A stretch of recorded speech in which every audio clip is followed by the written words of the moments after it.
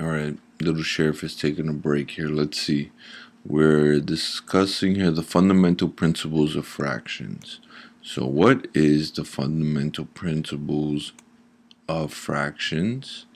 Well, this states simplifying both numerators and the denominators to their simplest form. Alright, let's make this here. Fundamental principles states A over B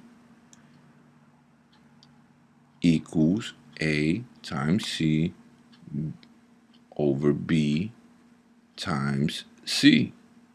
Okay, which also means that A over B times C over C, okay, which also equals A over B times 1 equals A over B, because C over C equals 1.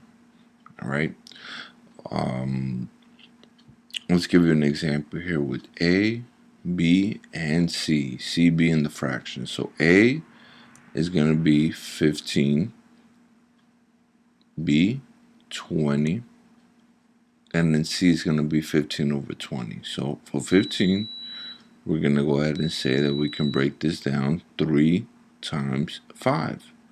Now B is going to be 20 here, right? And we could go ahead and we could do prime factorization, do the tree here, 2 times 10, and then we can break down this 10 here and we could say 5 times 2.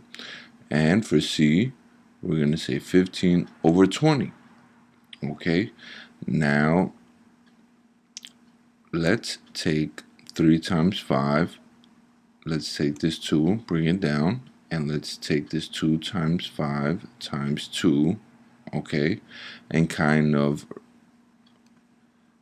replace their values to the C, right? So now for C, we have 15 over 20. We can rewrite them as their prime factorizations here as 3 times 5 over 2 times 5 times 2.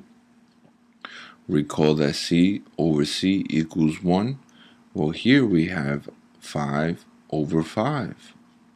Right here, let's circle this. And this will give us 1. All right, it's a constant.